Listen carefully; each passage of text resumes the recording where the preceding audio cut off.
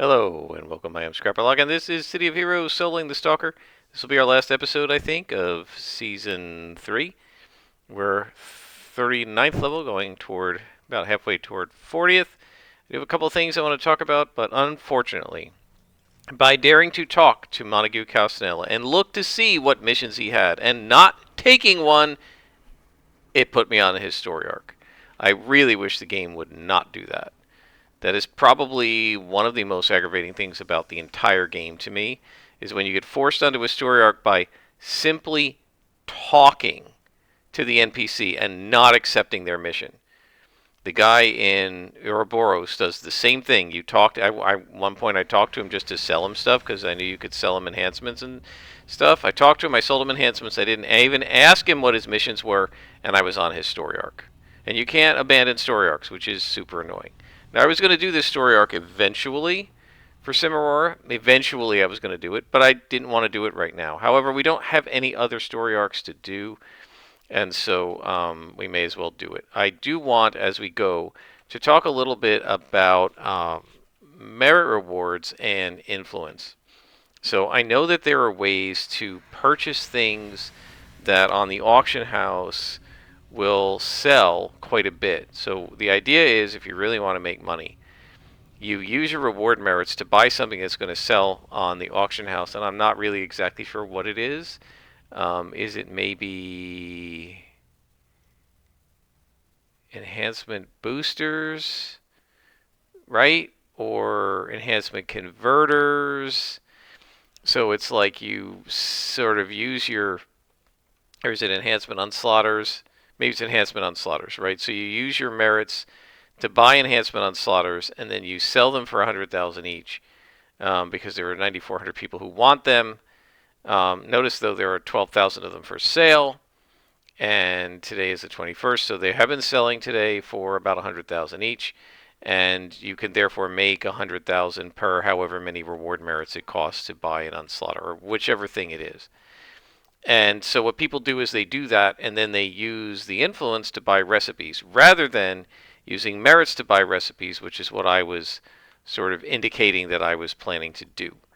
The reason I mentioned it, and I looked at it to make sure that the sets I was thinking about buying could be bought with merits, is that I have had the experience on both of the other servers that every once in a while, when you're looking for something, in fact, quite often when you're looking for something, you can buy 4 or 5 of the 6 recipes in the set for, an affordable price, and then one of them will cost 75 million, and you can't get it.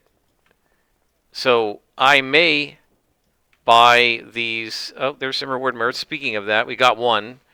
I may buy stuff with influence or with merits, depending on whether I can get hold of it, with influence or not. So the merits are there, other than the ATOs. The merits are there as a backup, so that if I can't get it on the I can't get the recipe, or if I can get the recipe but I can't get the salvage, right? Sometimes it's not even, oh, the salvage costs 5 million. It's that there were 75 people bidding and 0 for sale, right? I've seen that happen on both recipes and certain types of salvage, and so, or maybe there were 17 for sale and 300 bidding. Well, that's the bidding war now, right? And I'm probably not going to have enough influence for that. So, well, I can just go spend 50 reward merits, which you can earn from doing a couple story arcs, and get it that way, right? So I'm not one to play the market an insane amount, and so yeah, we're just gonna probably mostly do it that way. We're done with Montague Castanella. It was just, that's Cimarora, the little Roman thing. We can't do any of our new contacts until level 40. But we haven't really done Colleen Nelson, so let's go ahead and do some for her and see what she's got. This is Council timed mission, so we'll go ahead and do that in Independence Port. So we'll just teleport over to Indy Port.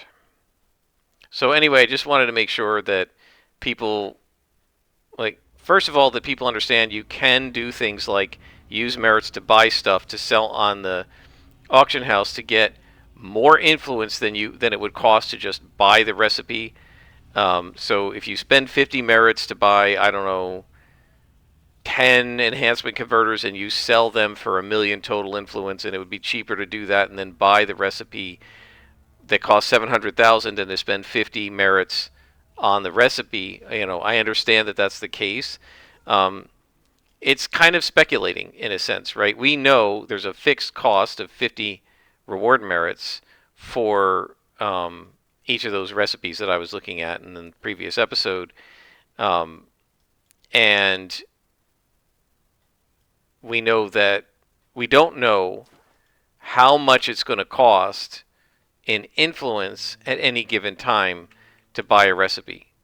The prices are mostly relatively stable, as you can see from checking the auction house, but you just never know if you're going to be trying to get something that everybody wants and no one is selling at exactly the time when you need it. And so what I tend to try to do is I'll go ahead and make the recipes I can make and then fill in with the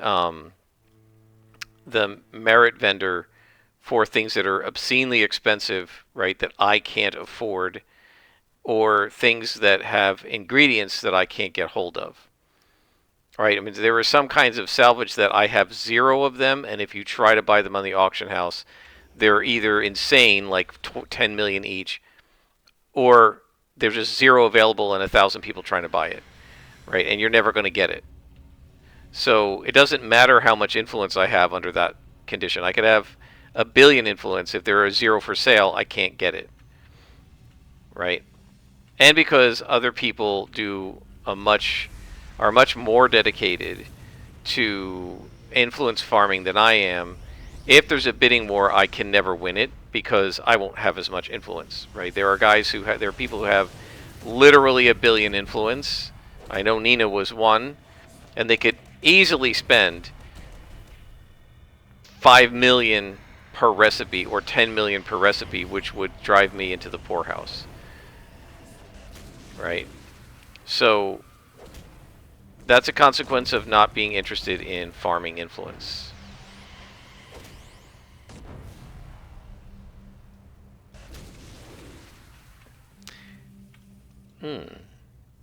What's going on here? Are we looking up Vampiri?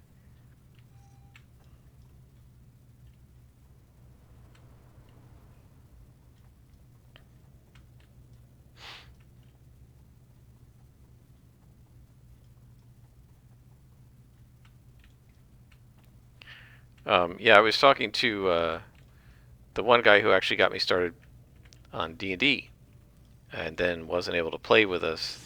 And he is on sabbatical in Colorado, and we Zoom about once every month or two just to stay in touch. He's been gone since July, and it's now end of January, so it's been a while, and I definitely miss him because we're pretty friendly. What's going on here? How did you come back? What was that? I don't remember them being able to res like that. Anyway, I miss him because he's one of my closer colleagues at work, and he is running a DCC campaign on the campus where he's sabbaticaling, which is really cool. He has very much fallen in love with that system. There's a lot of randomness, particularly to the magic. I know the theory. I have the book. I've not really read it. With something like that, I tend not to read it unless I'm fairly sure that I'm going to play it, because if I do read it, I know I'll get excited to play it, and then I won't be able to, and I'll get frustrated. One of the reasons why I have kind of focused a little more on wargaming than role-playing games is because a lot of war games can be played pretty well solo, and solo role-playing games I find a little bit just harder to deal with. As you know, I have done them here on the channel. I don't know, maybe I should try to do some solo role-playing pencil, like actual pencil and paper, rather than doing it with Foundry or something. I figured Foundry would be easier to handle, but maybe not. One of the things that is nice about the war games is you don't have to do any drawing of maps and stuff. You're mostly using counters and hexes, and a lot of them have solitaire rules, or you can make up solitaire rules for them pretty easily. I remember reading a thing on Advanced Squad Leader and can you solo it or not. Now, the company, Avalon Hill, when they made up the game, I looked this up. On the back of every box, they would have a little rating meter that would talk about the complexity of the game on a scale of 1 to 9. So it would have, they had, usually I think they had 9 boxes, right down at the bottom, 1, 2, 3, and those would be labeled low complexity, with the bottom be the lowest of the low, the middle being medium low, and the top being the highest of the low. Then it'd have 3 more boxes, 1, 2, 3, medium, and then 3 more, 1, 2, 3, high complexity. And then they'd have the same thing here, 1, 2, 3, low solitaire suitability, and then 3 for medium and 3 for high. Now, Advanced Squad Leader, on the back of the box of the original publication, had it as a 6 or so, like toward the top of medium for solo ability, and 8 or 9, I would put it at a 9 for complexity. It's one of the most complex war games ever made. If you include all of the optional rules, maybe the base rules would be an 8, but if you include all the optional rules, it would probably be a 9. And by the way, that's one of the things that makes me want to play it. I was talking to this friend of mine, and I showed him the rule book, which is like 300 pages hardbound of Lock and Load, and he said, "Oh, that's awesome!" Right? Just the idea. When I was telling him that Advanced Squad Leader came with this 3-inch binder of rules, he was just like practically salivating. Not necessarily that he wanted to play a hexes and counters war game, but just the idea of a game that has that many rules and is that complicated and you can just really dive into it. Some of us gamers really like rules of game. I love games with lots of rules, and they're fun and interesting to play. I don't necessarily want to do it in a role-playing game, but in a war game, yes. So, so we were sort of talking about that, and I showed him that rule book, and then we were talking about the other stuff, and he was talking about BCC and how much fun they're having with that, which has also got quite the rule set. But yeah, looking up these games, because I've been like, I have a whole bunch jotted down of possible games that I might want to get. We have to go way south, I guess.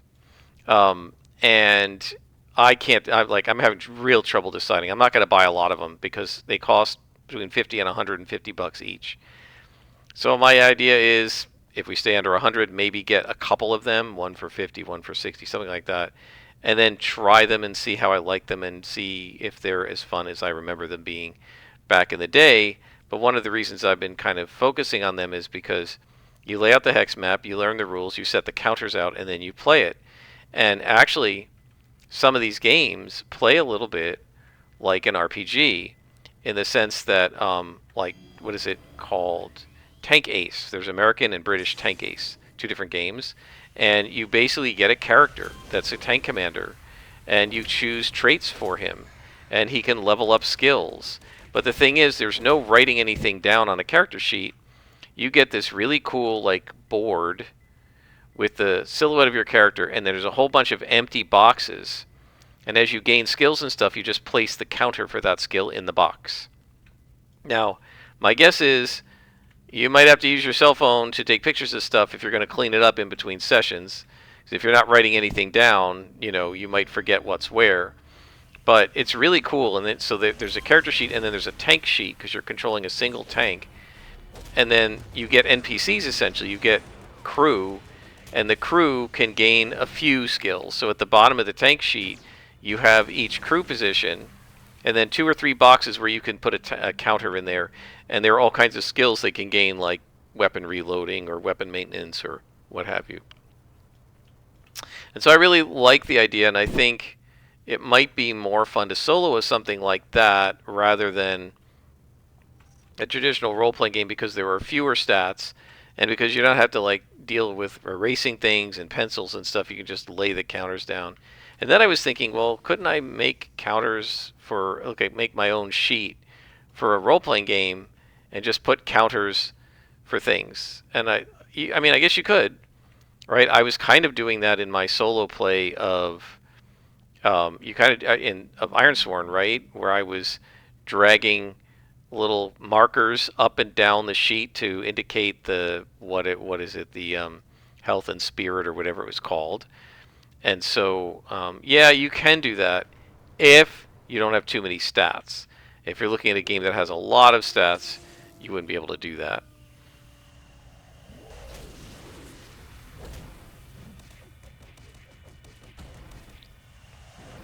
Um,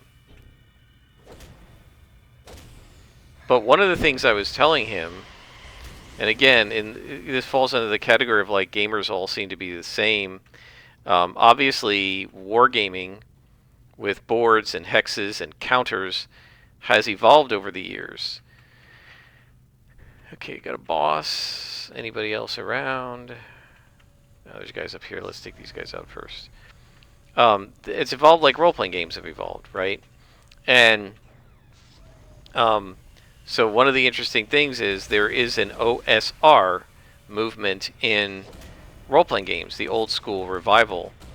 Well, there's an what is it called? OST, old school tactics. I can't remember what it's called, but there's basically an old school, almost like an OSR of war games, where I guess they use the rules more of the kinds of rule games from the kinds of war games from the 70s and 80s, like things like Advanced Squad Leader. So one of the things you'll see if you get squad level combat in a modern game like Lock and Load or whatever is part of the hype and part of the reviews that you'll see online is that this is it's like Advanced Squad Leader but more modern, right? With it's a more modern take on Advanced Squad Leader.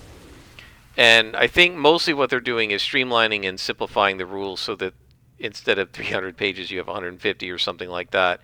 One of the real differences that you can see between something like Lock and Load and the original Advanced Squad Leader rules is the Advanced Squad Leader rules are pages and pages of just text, 2-column text, pretty small print. Lock and Load has 2-column text. The print isn't quite as small, but it's a huge rule book in part because they have illustrations, full color illustrations. Here is your unit on this, and here's what the map looks like. And in this case, this guy is in the front arc of fire, and then another picture in the next column, and another picture on the next page. And so it's long because there are so many illustrations that you don't get in the original Advanced Squad Leader rules. What was that? Didn't seem to do anything to me.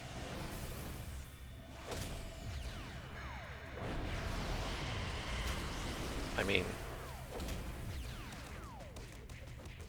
let's grab some endo. The only thing I don't like about that endurance drain is it does take a lot of time. I'm going to come over here now, and we're going to placate. And then we are going to assassinate.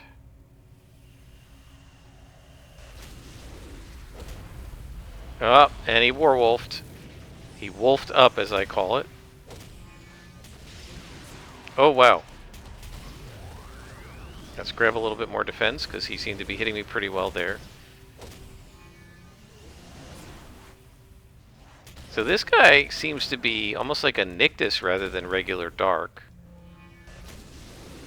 Let's get focus accuracy going so we hit more. Can we get rid of this guy? Shadow Maul, not good, not good. Need a little more defense here. Can we please get rid of you? Go away. Let's do a little more damage. Probably should have used Overload here, but we're alright.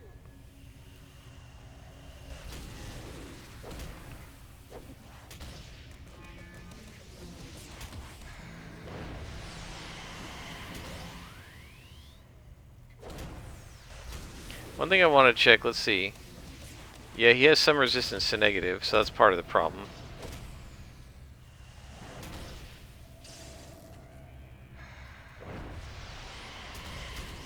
Man, this guy can take a lot.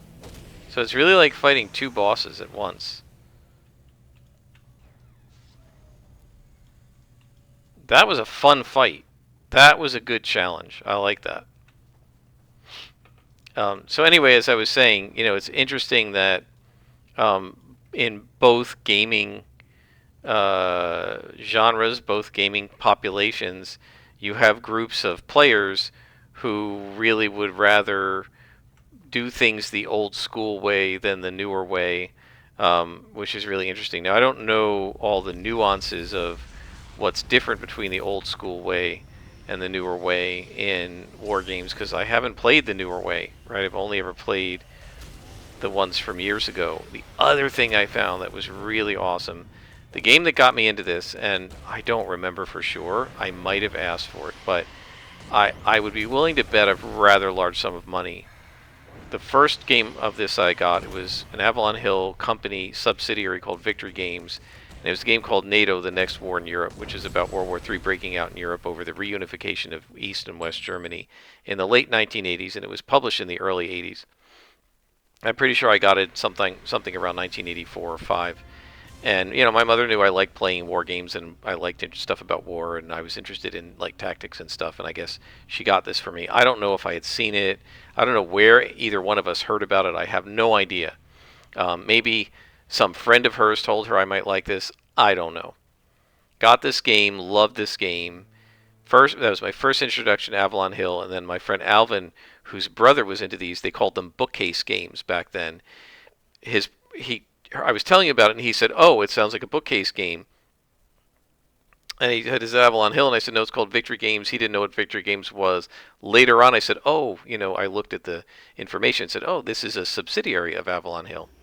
I think Victory Games made modern war games, and Avalon Hill made like more historical. But don't quote me on that. So, well, he had a bunch of Avalon Hill games that he and his brother used to like, and so he thought, oh, that's really cool, and he said they're really good games. And what I didn't know is apparently NATO, The Next War in Europe, which I'm the only person I know of who ever owned or was interested in playing that game. Apparently, it was the best-selling game that Victory Games ever produced.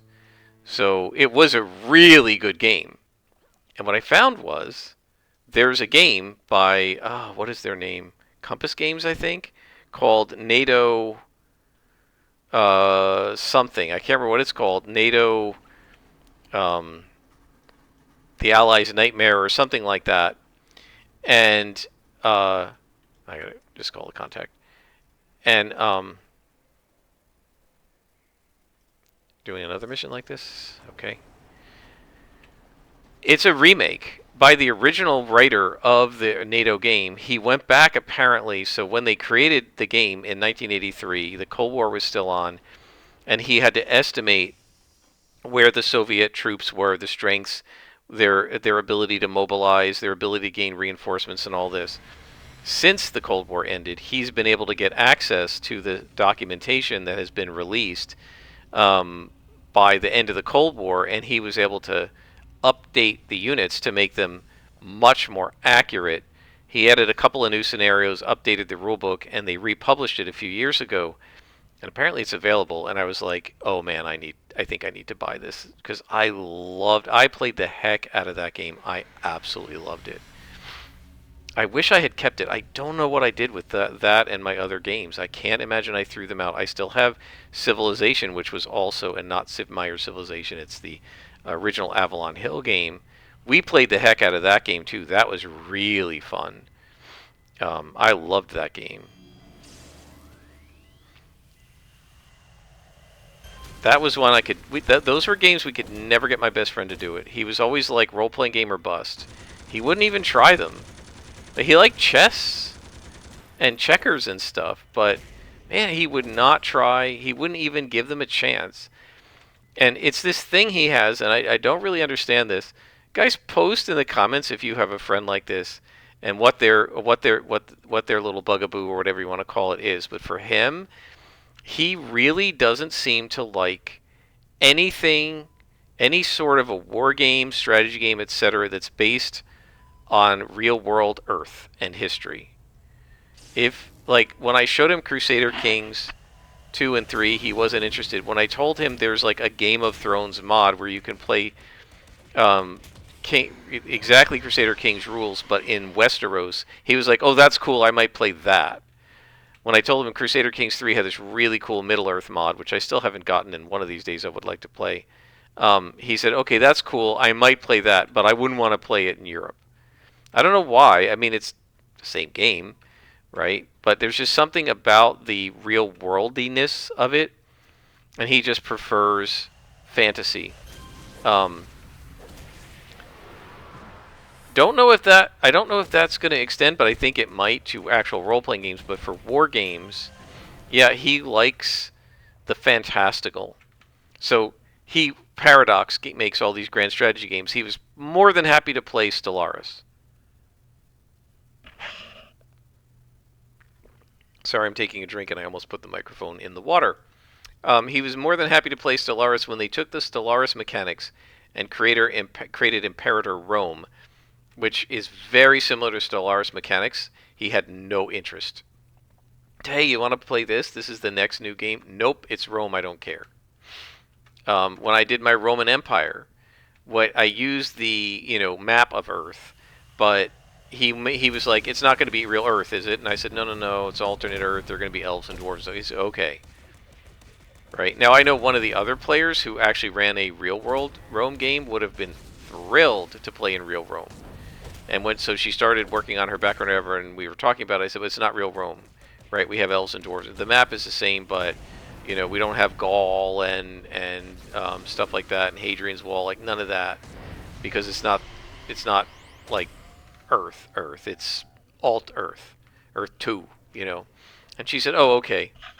She was fine with it, but I think a couple of the players might have been happier if we'd been in real Rome, but my best friend would not have been interested.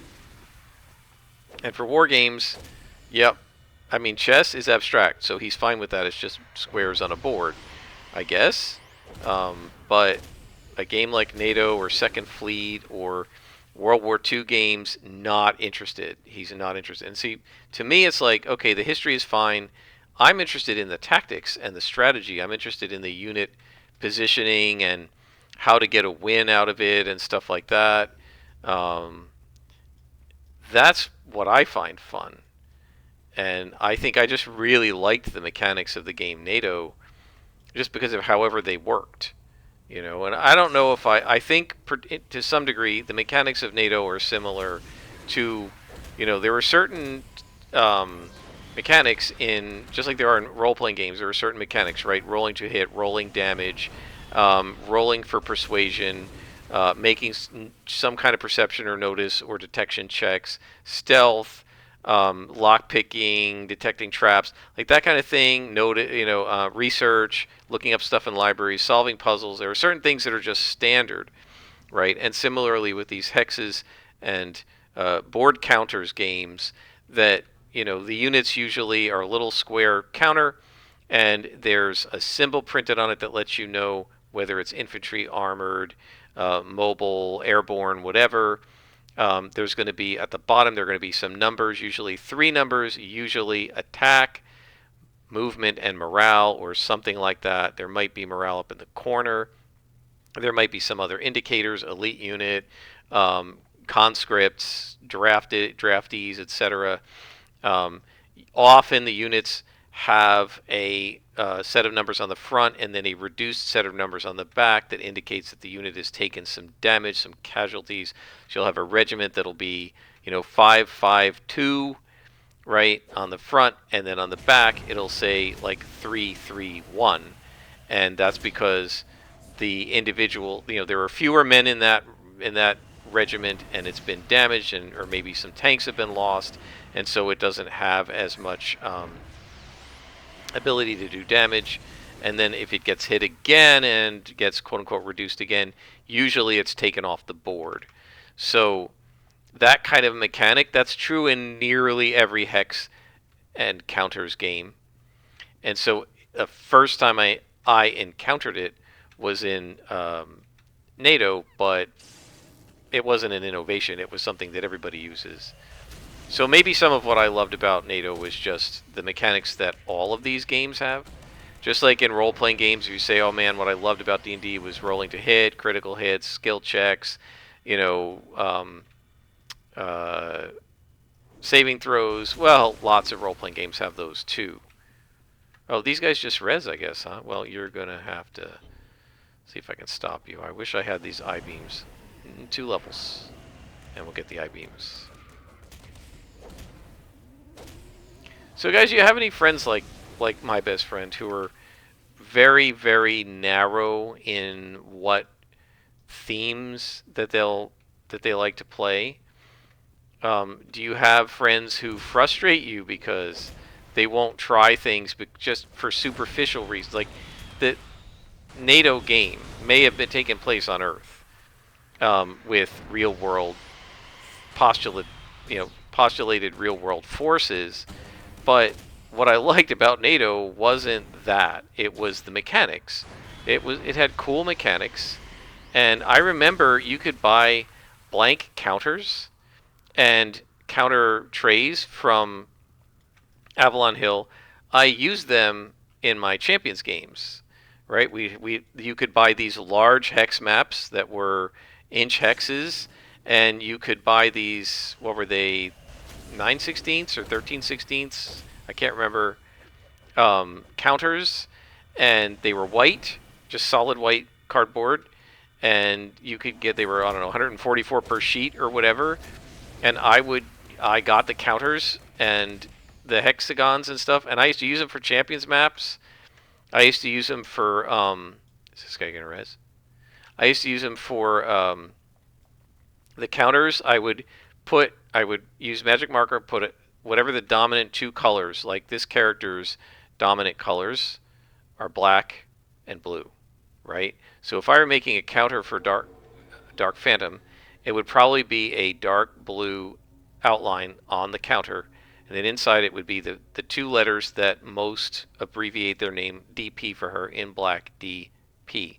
And then that would go on the board, and it would be, a little counter that fits in this hex, and then we would have Silver Phoenix here, like this, and it would be like a gray outline with a black SP, right? And then let's say my best friend's character was Astron. He had green skin and a blue and green costume, so I would have a blue outline here and a green AS, right? And so that's how we did the counters. The NPCs, like the agents, were numbered 1 through 20 or whatever, and I just had numbers on them.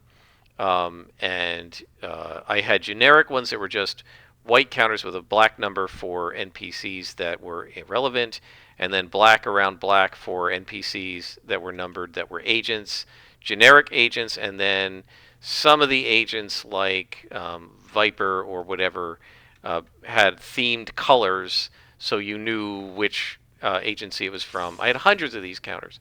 But in addition to using them for champions, the reason I had them to use for champions was that I bought the blank maps and the counters, and I was trying to invent my own game using rules like NATO's.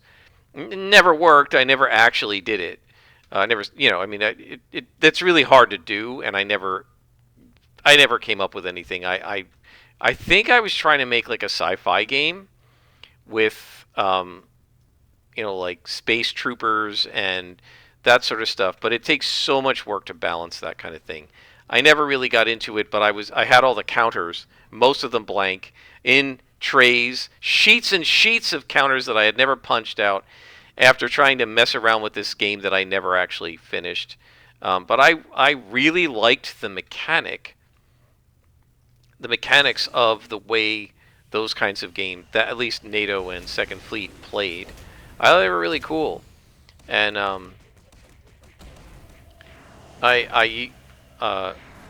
I'm really looking forward to getting some of these for myself again and starting to play them. And I regret that I literally just basically forgot about these games for decades.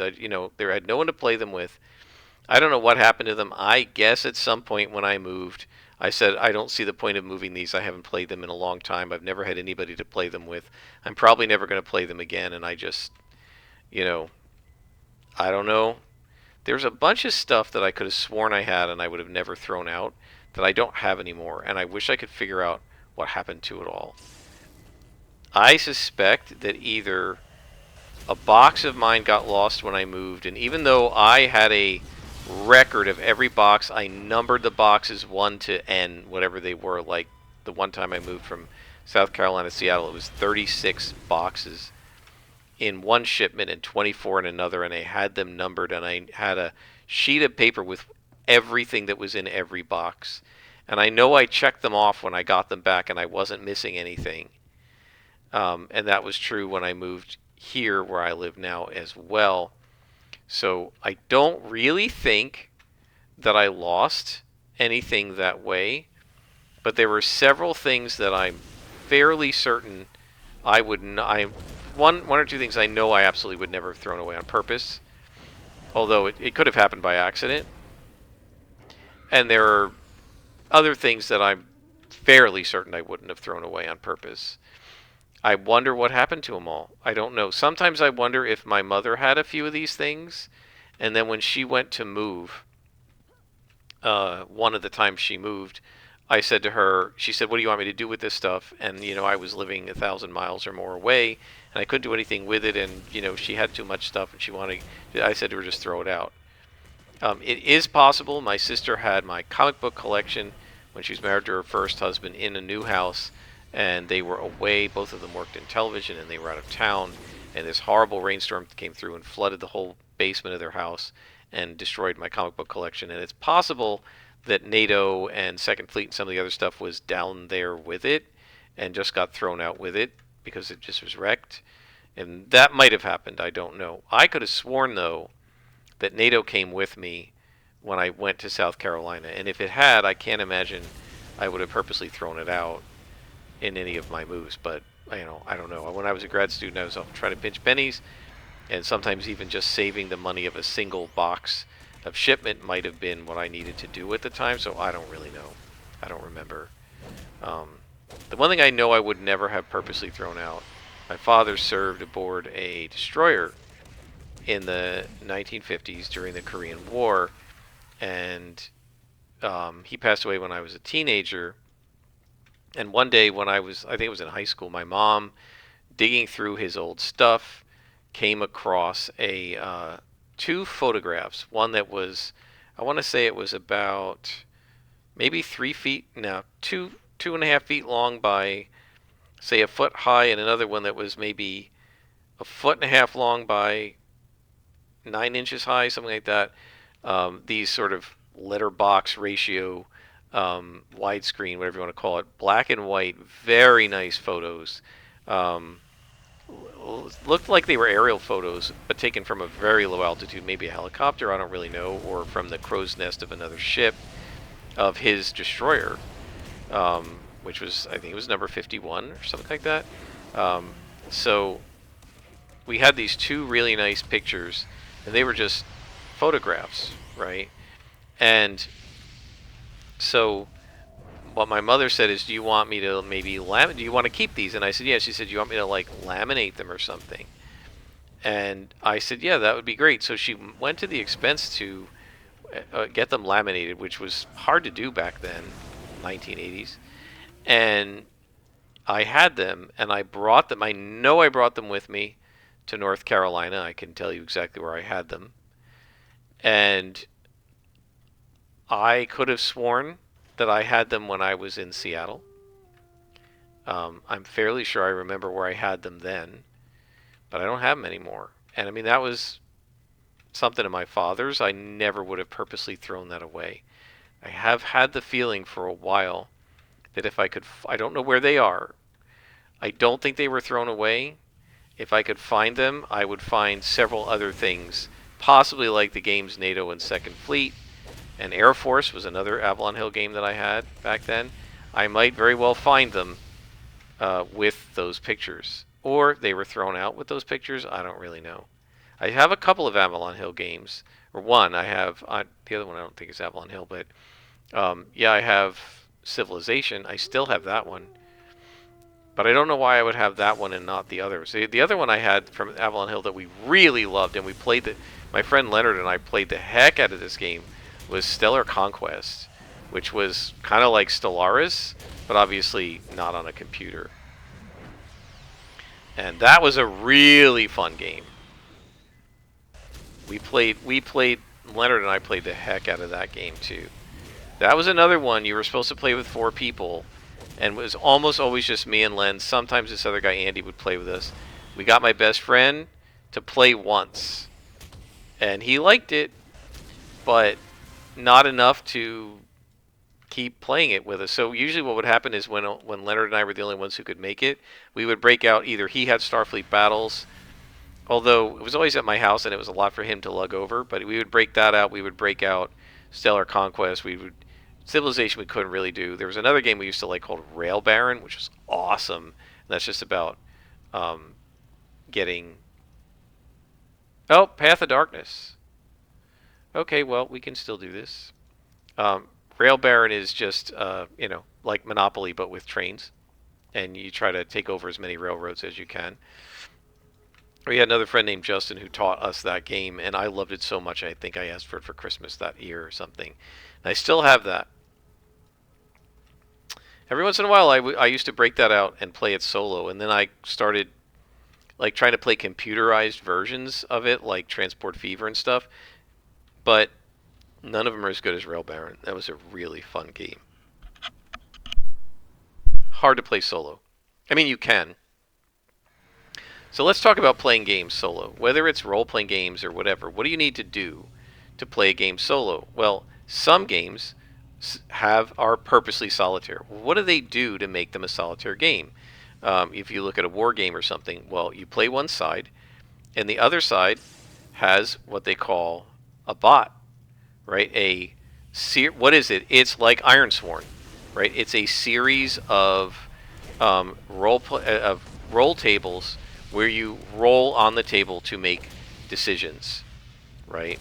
Or you might take the units and you place them upside down, and these are units that don't reduce, so the upside down side is just a question mark, and you scramble them up, put them in a cup, you take them out, you lay them out in the starting positions, the German units, and some are machine gun nests, and some are artillery, and some are infantry, and maybe 1 or 2 are tanks, and a couple of recon vehicles, and maybe a squad of, first aid.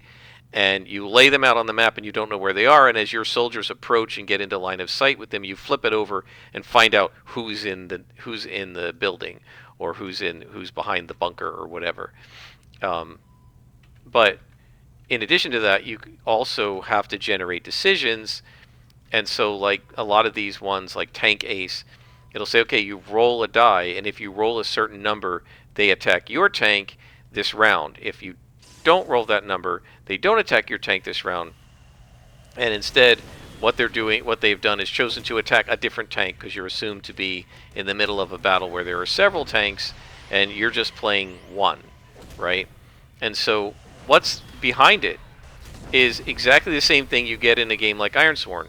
Oracles, right? The oracles are random roll tables that give you an objective way to weight the options of how the enemy would make a decision, and you use that to determine success and failure, or determine what's going to happen next, right? Well, it's exactly the same logic as Ironsworn, right? And that's what I was saying to this one friend of mine. If we go back to Advanced Squad Leader and the rankings, and how Advanced Squad Leader says it's low to medium, it's sort of 5 out of 9 solo ability, but when I looked at it online, and like where people were asking about it on a forum, and a lot of the experienced ASL players said, well, you can, but you're going to lose something, because a lot of what happens is based on the decisions that are made in response to what you do.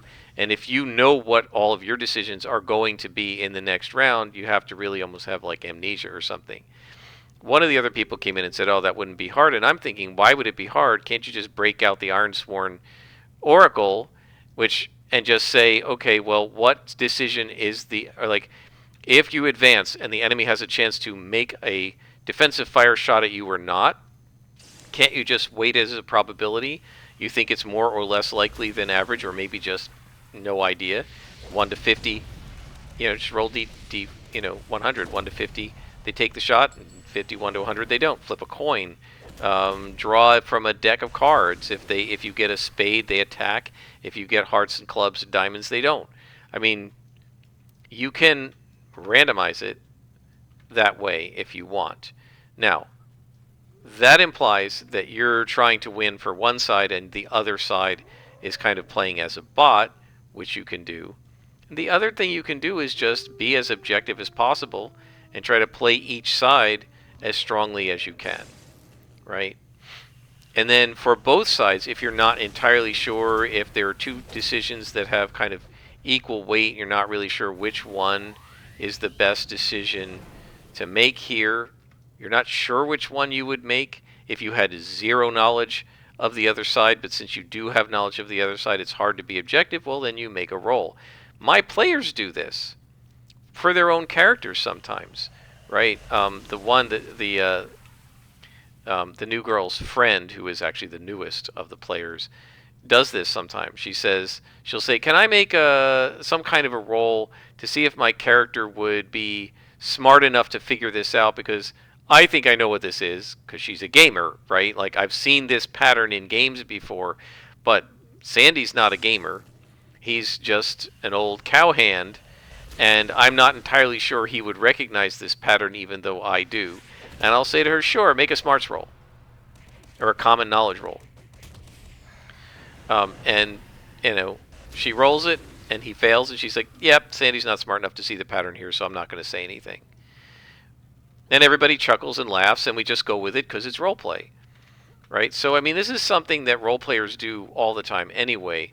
And I got to wondering, with something like war games, and soloing a war game that wasn't meant to be soloed. Maybe you're playing multiple sides to a conflict. 3 sides. You're the Russians, the Germans, and the Americans. Maybe there's a world war and you're playing multiple sides that way, depending on the game.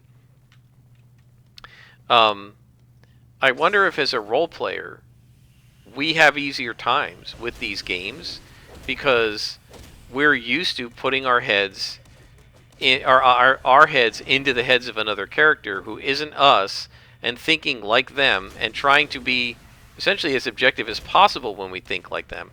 What would this character do in this situation? And even further, those of us who are game masters, right? I mean, I have to do this. I know what the players are doing when the villains are going to act. And I have to say, okay, taking a step back, how do I think the villains would act if they didn't have this knowledge? So let's use the example of the Deadlands game that by the time you hear this, I will have run already, but I'm planning on running in a few days. This coming Saturday, and today's Wednesday. The players have told me we intend to attack, or not attack, but to sneak into this school for witches and see what we can find out. Right? Now, I could cheat and make the school impregnable and have the witches do things that they probably wouldn't naturally do because I have foreknowledge of what the players are going to do. But I didn't do that. I said, well, let's think about this. What are the logical guards that these witches would have on their school? Okay, witches have familiars.